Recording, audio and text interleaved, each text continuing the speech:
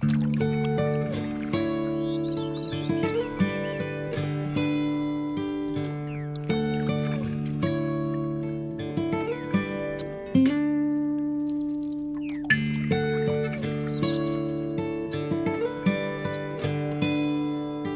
all the good you can, by all the means you can, by all the ways you can, in all the places you can, at all the times you can, to all the people you can, as long as ever you can. From the outset, Theodore H. Fenske seemed destined to go places, and places he did go. From boyhood on a farm in northern Minnesota, amongst the beautiful northern pine forests, his journey took him to the University of Minnesota, to employment near the farmlands of the West Central School of Agriculture. He stayed and became the superintendent in this environment, and then was called on to further leadership as the Associate Dean of the Institute of Agriculture at the University of Minnesota.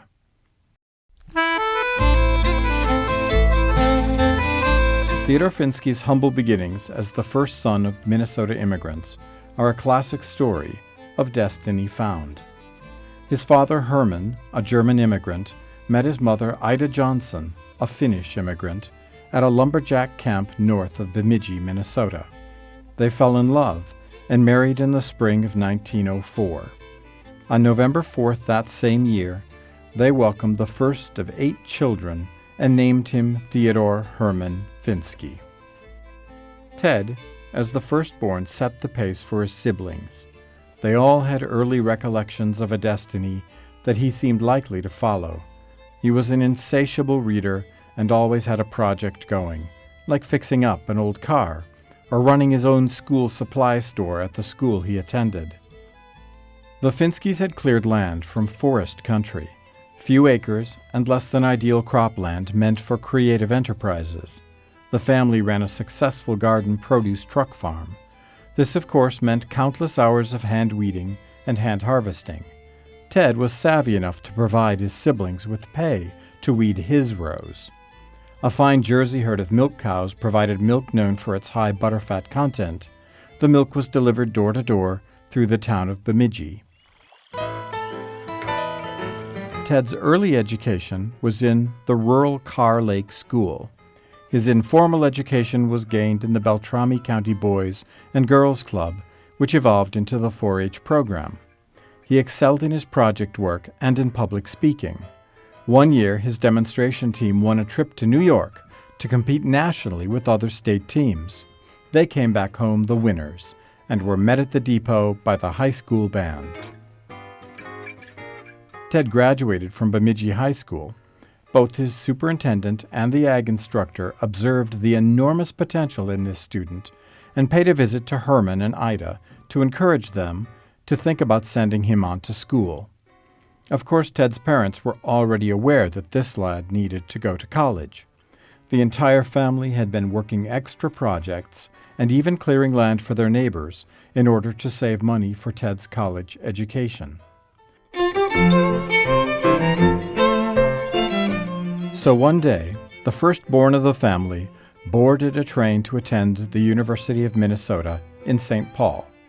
Ted lived with a family he had come to know well from his 4-H success, his extension agent from his youth.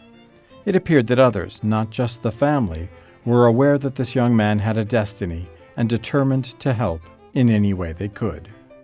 In 1929, Ted earned his Bachelor of Science degree with distinction after only 3 years of study. He needed to get done as quickly as possible to make his funds last. During the summers, while attending college, he went home to deliver the Fenske dairy milk, earning funds for his education.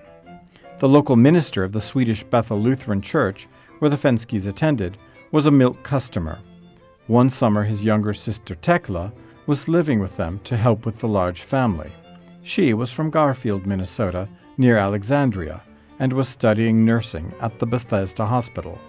A long story short, the milkman and the maid fell in love.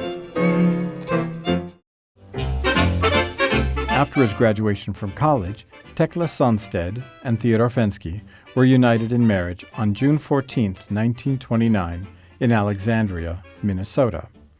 They began their life together moving to Morris, Minnesota. Ted became an instructor in agronomy in October of 1929 at the West Central School of Agriculture. This location would remain their home for the next 18 years. All 4 of the children were born in Morris and lived on the campus. Margaret was first born in 1932, Marilyn in 1936, Theodore Jr. in 1938, and Maureen in 1940. By the time Theodore Jr. was born in 1938, Theodore Sr. was the superintendent of the West Central School of Agriculture and the experiment station. The superintendent's home was right on the campus, and the children were an active part of campus life. Their playmates were other children of faculty or staff who needed to live on campus. Along with providing leadership to the educational facility and raising his own family, Ted earned his master's degree in 1939. That was the same year that a book he authored, Arithmetic in Agriculture, was published. In 1949, he published a second book titled The North Shore. While in Morris, the Fenskes attended and were active in the First Lutheran Church. Ted began his organizational interest in the Kiwanis while in Morris. He joined in 1932, and by 1935 was president of the local club. He rose to the top of his organization, becoming district governor in 1939, and acquired international leadership as vice president of Kiwanis International from 1949 to 1951. Many of the major family trips were through the Kiwanis International. The Kiwanis is a global organization of volunteers dedicated to improving the world, one child and one community at a time. It was founded in 1915. Additionally, leadership in both 4-H and the Boy Scouts youth organizations supported his lifelong interests in providing good experiences for youth. Nature and its wonders had a profound impact on Ted. He observed it, actively engaged with it, and enjoyed it. On a particularly frigid day, one February, he took a walk into the snow-covered woods. After walking through the quiet of a forested hilltop, he came to a lower valley. Meditating on his observations, he wrote his thoughts. So it is with our own lives. At times we are on the top of hills of business, rushing here and there in a mad effort to get things done. Then again we come down to quieter spots in our lives. We have time to meditate, to think of the relative worth of things. It is at such times that we really live. Give me more experiences of that kind. Ted just seemed to be one of those individuals who could bloom where he was planted. He seemed to fit whatever environment he was in. He enjoyed it for its diversity and what he could learn from it. He looked for the ways that he could contribute. Ted was as much at home in the northern woods or west central farmland of Minnesota as he was in the sprawl and fast pace of the metropolitan Twin Cities of Minneapolis and St. Paul. His cultural interests were equally diverse. The family enjoyed season tickets to the University of Minnesota Artist Series, but were just as likely to hear radio broadcasts of the New York Philharmonic, or Whoopie John, or Lawrence Welk polkas and waltzes. This enjoyment and appreciation of the geographic diversity of Minnesota translated into a unique experience for 15 students at the West Central School of Agriculture and 3 or 4 faculty chaperones. In June of 1935 and 1936, Ted organized a field trip to explore his beloved up north part of the state. His student travelers were primarily familiar with the central farmland, forests, farm boys, and fun, and Northwoods, Minnesota were the titles of the follow-up reports for these trips. Both trips were filled with educational activities. They also included sharing his deep appreciation for the part of the state where he grew to manhood. Lifelong, Ted and the family returned to the Lake Country, which was near the farm where his family began their American life. His father Herman and Ted built a cabin in 1931 near the shores of Lake Marquette. This little piece of heaven became an extended family place to enjoy nature, fishing, and fresh air. Tekla and the children spent summers here with Ted coming for long weekends or extended periods in August. Continuing to follow the destiny, Theodore and family moved to St. Paul in 1947. He was promoted to Associate Dean of Field Operations for the Department of Agriculture at the University of Minnesota. By 1953, he became Assistant Dean.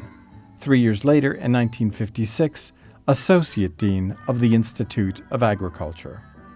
In this role, he was responsible for coordinating and supervising the University of Minnesota's Institute of Agriculture. He also held the same responsibilities for the 10 experiment and research stations throughout the state. He was nicknamed the Flying Dean, as he held his own pilot's license and flew himself to agricultural meetings. He worked extensively with the Minnesota legislature to obtain funding for education and research for the Department of Agriculture.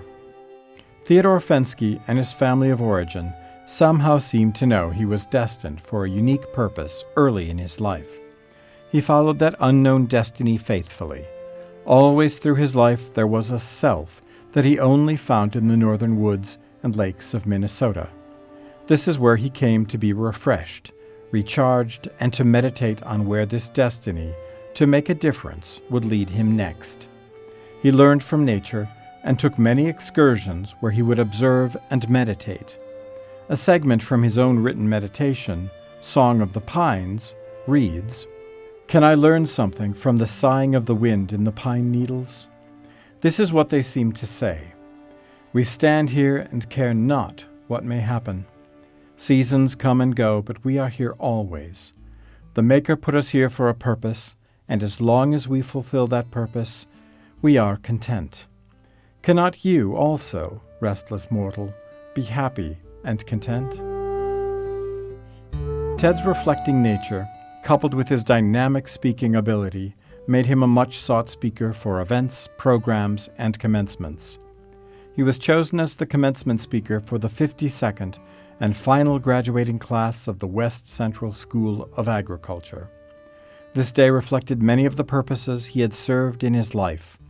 This was where he began his career in agriculture leadership. He had put his efforts into legislative work to have the high school campus become a college campus.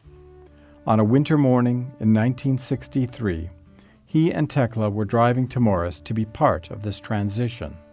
Today, March 28, 1963, he was a teacher, an administrator, a speechmaker, and a guide to young adults as they set forth to discover their own destinies. Nearing Painesville, he fell ill and stopped at a gas station. Here a doctor was called and he was rushed to the hospital. A short time later, he was gone, succumbing to a cerebral hemorrhage. And the pine trees sighed in the wind, and the wheat fields waved. He had fulfilled his purpose, and he was content.